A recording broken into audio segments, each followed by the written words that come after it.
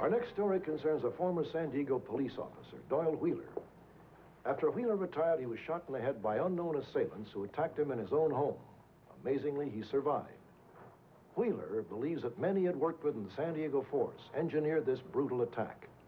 When we contacted the San Diego Police Department, they declined the offer to participate officially. However, a recently retired member of the force, acting on his own, agreed to be interviewed. There are strong accusations made by both men. Who is telling the truth? You be the judge.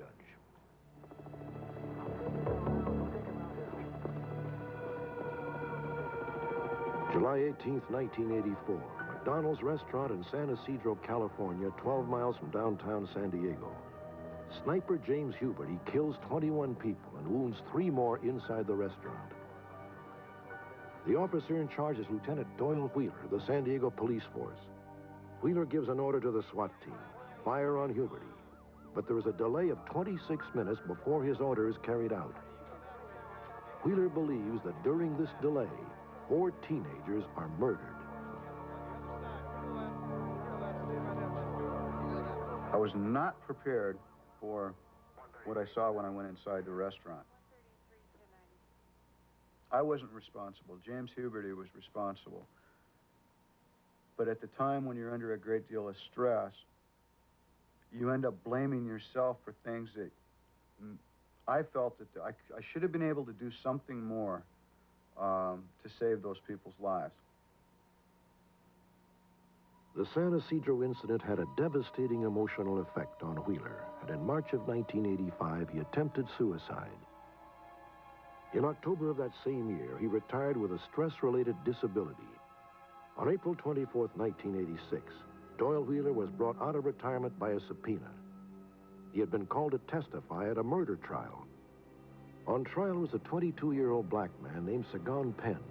He was accused of killing 1 police officer and wounding another, this man, Lieutenant Donovan Jacobs. The defense claimed that Jacobs had beaten Sagan Penn brutally with a nightstick before Penn had grabbed Jacobs' gun and fired. Many people believe the incident was racially motivated. Doyle Wheeler was called to the stand by Sagan Penn's lawyer. Wheeler was the only former San Diego police officer to break the code of silence. He had worked with Jacobs, knew Jacobs was aggressive, a hothead, knew that Jacobs had problems with racial bias and the like. I knew that Donovan Jacobs had paper in his personnel file that he had a problem dealing with minorities and that he was a racist and that he had been written up for brutality. We asked Donovan Jacobs to respond to Wheeler's accusation. It isn't true. I can get up there, I can be straightforward, I can answer the questions honestly as I could and hope that they believe me. If they chose to believe Doyle Wheeler and his ilk, then there's nothing else I can do. Other former San Diego police officers also came forward, testifying that Donovan Jacobs had indeed exhibited racist attitudes. In the end, Sagan Penn was found not guilty and released. I know that I told the truth, and I know that what I testified to was supported by independent evidence. In June of 1986, 2 months after the Penn trial, Doyle Wheeler, his wife, and 2 children moved to Suncrest, Washington, a peaceful suburb 15 miles outside Spokane. 2 years later, on April 19th, 1988, an ambulance was called to Wheeler's home. His tranquil life had been shattered by 2 armed men. I was home alone and went to the garage and got some tools. I had a leak in my ice maker on my refrigerator. Came back in and got down and was getting ready to fix that when 2 people were coming up the stairs towards the kitchen with guns. Put the rope around you. A rope was put around my throat. I was dragged to my feet and bent over backwards and drug into one of the bedrooms, which is converted to an office. You're gonna write us a little note. Who are you guys? Don't worry about who we are. I felt that they wanted me to write a suicide note. I refused to write a note. You're gonna write us this note. I'm not writing any note. During the time that they had me in the upstairs office, I could hear somebody ransacking my wife and I's bedroom. Well, there were two people with me. I could hear somebody else. You're going to write that note. I'm not writing any note. They continued to demand that I write a note. I was punched. I was kicked. I was burned with cigarettes on the chest and back. I felt in my mind that I was going to be killed, whether I wrote any note or not. You're going to write us that note now, aren't you? I'm not writing any note. Yeah, how about your kids? You like your kids? You leave my kids out of this. Final thing that was said to me was that they knew that my children would be coming home, and if I didn't write the note, that they would stay and kill my children.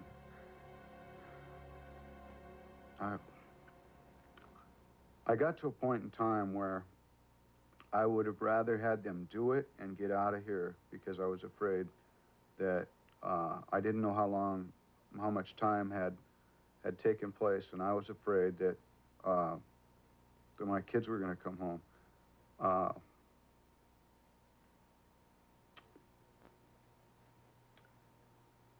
And I wrote the note.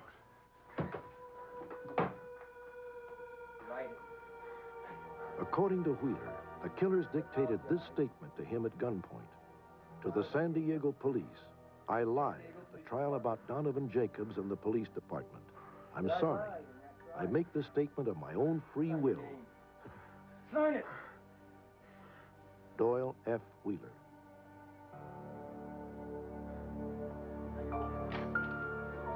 After I completed writing the note, I was drugged again with a rope around my neck, bent over backwards, drugged downstairs, and placed on the floor with a gun to the back of my head.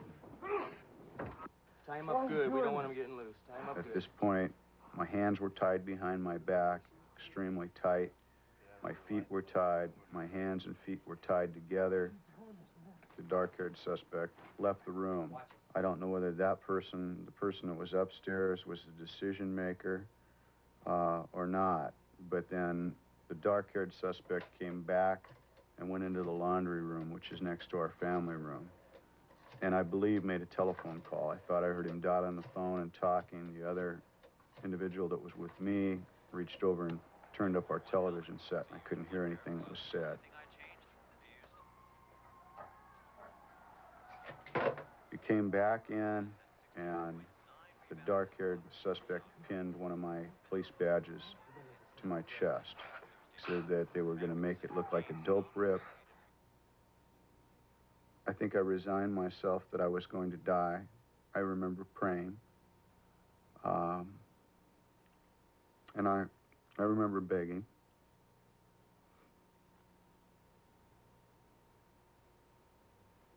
I was pushed forward with my face into a pillow. A gun was placed behind my left ear. Another pillow was placed over the top of the gun. I snapped back, I saw blood, and I played dead. Wheeler says he jerked his head to the right just as his assailant fired, and that movement saved his life. The bullet grazed the left side of Doyle Wheeler's head.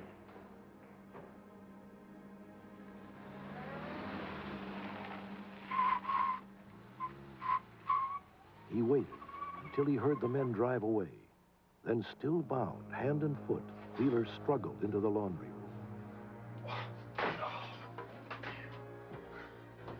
I rolled over on my stomach and hooked a cord with my feet and pushed myself around until it dragged the phone off the table down there. And I had squirmed around to where I could get the phone next to my right ear. And I used my tongue to dial 911. And after some period of time, the paramedics arrived and untied me, and I was transported to the hospital. Okay, Ed, make sure you get both sides of that door. There might be some prints. The Stevens County, Washington Sheriff's Department began to comb through Wheeler's house, looking for clues. Looks like much that we can get our hands on for Destin. The Wheeler's bedroom had been ransacked, presumably by the third man Doyle Wheeler said he heard moving around his house. Looks like it's been moved, and Wheeler still had several of his San Diego police badges. The third man appeared to have been searching for one of the badges. get some prints off of those. All right, I'll log and you go ahead. In another room, the investigators found the pad on which Doyle Wheeler had been forced to write. The sheriff's deputies were able to make out the words San Diego Police and Donovan Jacobs. They immediately called a San Diego police chief. He raised an ugly possibility that Doyle Wheeler himself might have staged the entire attack. When we received information from the San Diego authorities that this possibly could have been a staged event, we immediately took a look at that. And we could not find anything to indicate, in fact, that it was.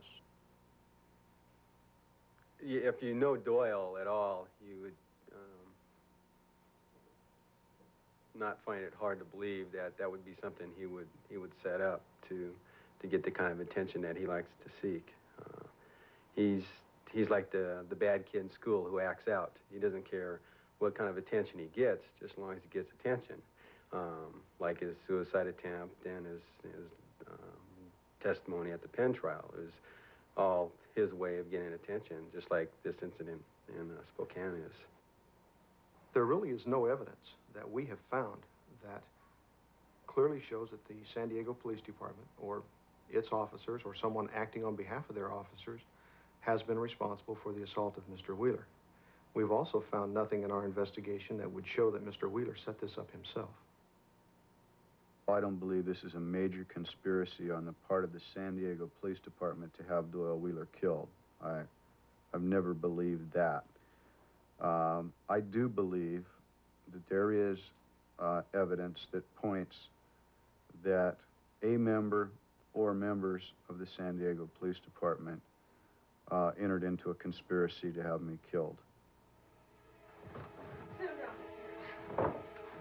In addition to the note he had been forced to write, Doyle Wheeler felt there were two other potential connections between his attackers and members of the San Diego Police Department. He thought he recognized the dark-haired assailant as an informant for the narcotics unit of the San Diego force. You're going to write that note. The second connection was the telephone call the dark-haired assailant had made from Wheeler's laundry room. Yeah, street narcotics, please. Phone company records showed that the call was placed to the narcotics unit of the San Diego Police. Yes, I am. A routine recording made at San Diego Police headquarters revealed that the caller asked for Donovan Jacobs.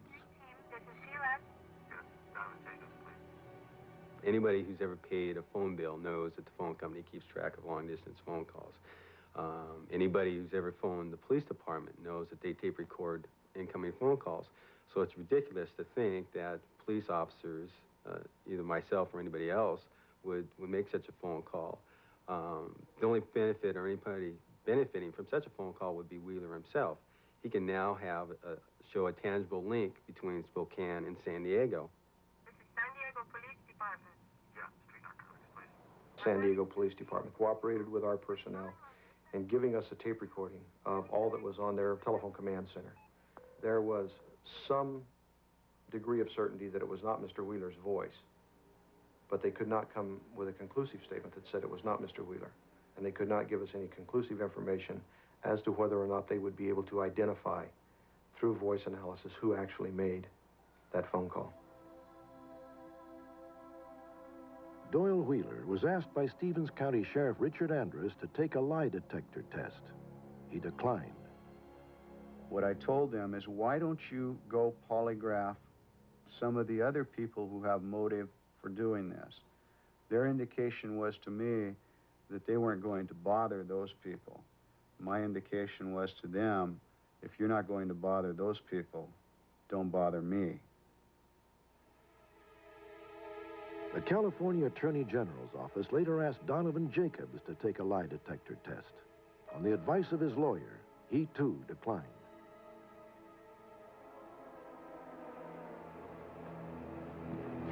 What the hell? The basic question remains, did two men attack Doyle Wheeler in his own home? There are other witnesses, and their testimony tends to support Doyle Wheeler's account. Several minutes before an ambulance arrived in response to Doyle Wheeler's phone call, a neighbor noticed Wheeler's station wagon speeding away from the house. Presumably one of the assailants was driving, but the neighbor did not get a good look at him. That morning, the same man had noticed something else suspicious. I had seen a blue Toyota out of my front living room window, parked across the street, and living here